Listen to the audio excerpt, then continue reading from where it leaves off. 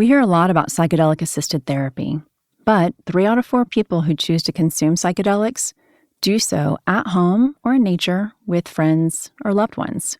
I'm April, founder of SetSet, an integration platform to help you get the most out of your psychedelic experiences. The podcast episode you're about to listen to may reference one of my previous shows, The High Guide or How to Do the Pot, because I've been a trusted source in cannabis and psychedelics since 2015. I invite you to visit getsetset.com and sign up for our newsletter to receive your free guide on set and setting to make the most of your next psychedelic journey. If you're going to be physical and be intimate, first of all, I want everyone to feel good. I want your body to feel good. Welcome to our High Five mini-series, where we give you practical tips for how to do the pot. I'm your host, April Pride. What do you think about when you hear the word pleasure? Does the word itself please you, or does it invoke feelings of guilt and confusion? Much like cannabis has been stigmatized, pleasure has long been associated with shame.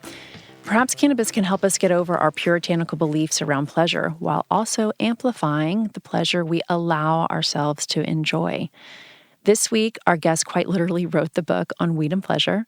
She is the author of Finding Your Higher Self, Your Guide to Cannabis for Self-Care. Sophie Saint Thomas writes for Playboy, GQ, Glamour, Allure, Vice, Harper's Bazaar. Online, you can find her biweekly column, Stoned Sex, at Mary Jane. Sophie shares with us practical tips for bringing more pleasure to your everyday.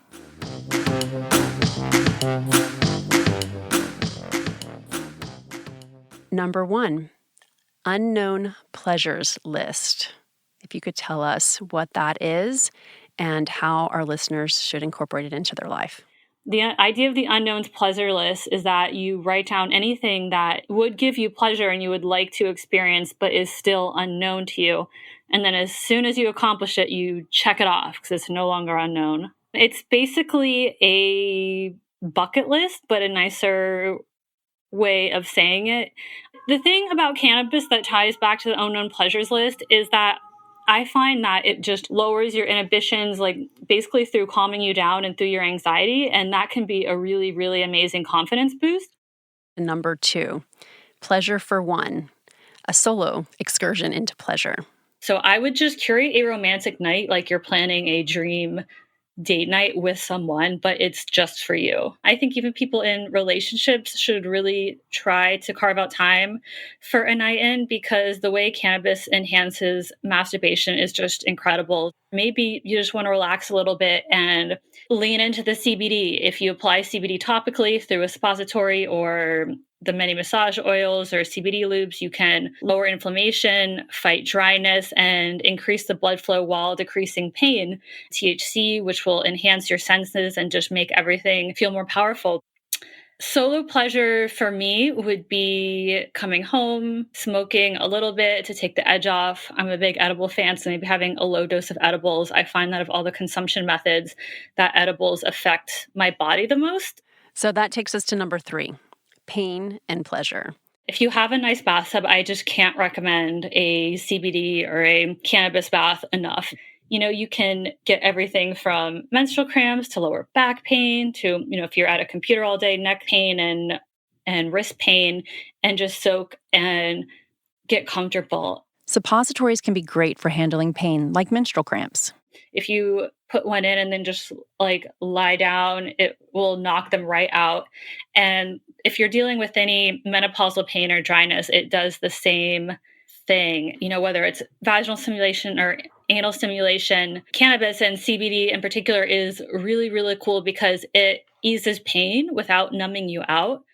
So let's get into number 4, which is pleasure for 2. Whether it's a friends with benefits or someone you've been married to for 20 years, the sex is going to be better if you're feeling close with that other person. So I do think that the emotional and the mental effects of cannabis are very important to talk about when we talk about its role in sex. It's not just the physical act of sex. It basically helps us think more positively and really can really enhance emotional connection with our partner. It's a really delightful whole package. be really empathetic and understanding and willing to be different than your partner and be willing to know that that's okay. If you smoke a joint and you're set for the night, that doesn't mean that your partner has to. They might prefer an edible. They might even not really like THC, but can get into CBD lube, and just be good with their glass of wine. I would really say the best thing everyone can do is get to know themselves, get to know their bodies, get to know how they react to cannabis and CBD and THC, make it fun. As long as you two are in sync, like as long as you both are doing what works for you and being loving of that, then I think anything goes. So number 5 is always my favorite because this is when we get down to the nitty-gritty, like how to do the pot for pleasure. I really don't think there's a one size fits all method.